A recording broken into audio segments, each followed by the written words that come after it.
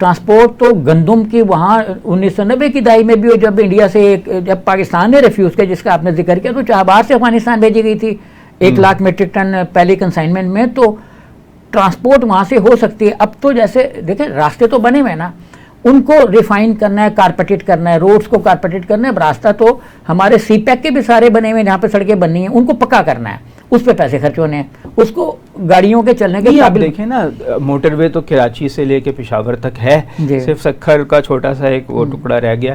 لیکن یہ کہ ہمارا گوادر کی بھی سڑک بنی ہوئی ہے بہت اچھی, گوادر سے لے کے کراچی تک جو ساحلی سڑک ہے, لیکن گوادر کے اندر کوئی ڈیولپمنٹ جو ہے نا وہ کوئی 25-30 سال ہو گئے ہیں, بس وہ کچھوے کی چال سے چل رہی ہے. وہ کیا دیکھیں گوادر کا جو پوچھنے والے انٹرنل ڈیولپمنٹ کا ایشو ہے نا, پہلے تو وہاں پلین نہیں جاتا تھا.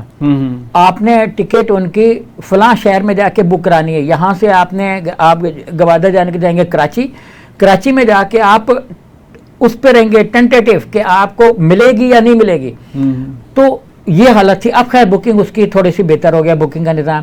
اچھا وہاں جاتا تھا فوکر, اب ایک صحرائی سمندری علاقے کے موسم کی پریڈکشن تو نہیں ہو سکتی, وہاں وہ جھٹکے کھاتا ہے. اچھا وہ جناب یوں ہی ہوا, ایک پلین اس میں بڑے بڑے مگرمچھ بھی گئے ہوئے تھے. انہوں نے جہاز کے اندر اللہ تعالیٰ کے حضور جھکے, جب جہاز 2 جھٹکے کھاتا ہے تو سب کو اللہ یاد آ جاتا ہے, تب سب کو جھکا بھی دیتا ہے. تو جب جھٹکے کھائے تو انہوں نے کراچی کی سرزمین پہ اتر کے کان پکڑے کہ ہم آئندہ نہیں آئیں گے. بڑے انویسٹر بھی تھے, ان میں نامی گرامی ڈاکٹر بھی تھے, نامی گرامی لوگ بھی تھے. وہ ظاہر ہے گوادر میں اس وقت انویسٹمنٹ بڑی دبا کے ہو رہی تھی. 15-20 سال پہلے جب یہ پروجیکٹ شروع ہوا نا, سی پیک کا جب شروع ہوا تو اس وقت یہ شروع ہوا, اور بڑے کاریگر لوگوں نے پلاٹ بیچ دیا. اچھا پلاٹ وہاں پہ کنہوں نے لیے, سابق وزراء نے, انہوں نے لے کے. اچھا اس میں مرڈر بھی ہوئے, بہت سے لوگ اسلام آباد میں 2-3 لوگ مرڈر ہوئے جنہوں نے بڑی زمینیں پرچیز کی ہوئی تھیں. تو ہم نے گوادر کو لیا پراپرٹی کے طور پہ کہ یہ ایک ہم پراپرٹی کی سیل پرچیز, جیسے فائلیں بک گئی فائلیں آگے فائلیں بک گئی. مطلب ہمیں زمین کی بھوک ہے, صنعت نہیں لگانی, زمین کی نہیں ہے, پیسے کی ہوس ہے. پیسے کی ہوس ہے. تجارت سے بھی تو کمایا جا سکتا ہے نا. وہ پورٹ چلے گی, جیسے کراچی پورٹ چلتی ہے, امپورٹ ایکسپورٹ ہوگی تو اس میں بھی پیسہ, اس میں تو محنت کرنا پڑے گی, محنت کرنا پڑے گی. تو ہم نے تو مافیا بنا کے ہم تو 1 منٹ میں پیسہ کھینچ کے ایزی منی کے چکر میں, ایزی منی کے. اب دیکھیں نا پراپرٹی کا بیسک اصول ہے کہ آپ وہاں پہ خریدیں جہاں آپ کی رسائی ہو. اب جہاں آپ کی رسائی نہیں ہے, گوادر جانے کے لیے دیکھیں خدا نہ خواستہ پلاٹ کا کوئی رولا پڑ گیا ہے, ہاں وہ تو آپ کا آنے جانے کا اتنا خرچہ ہوگا, اتنے کا 2 دفعہ آپ آئیں گے جائیں گے, کراچی کا پلین کا ٹکٹ لیں گے, 2 دفعہ آنے جانے میں آپ کا کام تمام ہو جائے گا. تو بہتر ہے آپ پلاٹ سرنڈر کر دیں.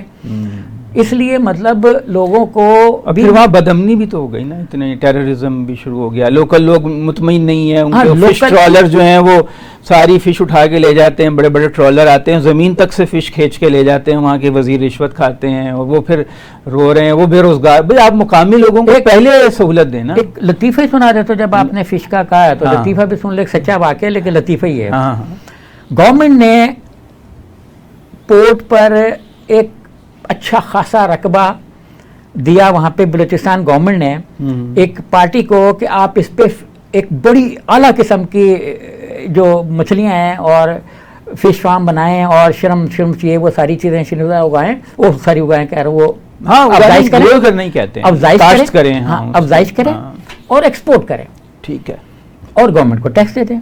صحیح ہے. اچھا بندے نے پیسے جمع کرا دیے, اب وہ قبضہ لینے جا رہا ہے, کئی سال تک قبضے کے چکر میں لگا رہا, پتہ لگا کہ یہ تو ملکیت ہے ٹورزم ڈپارٹمنٹ کی,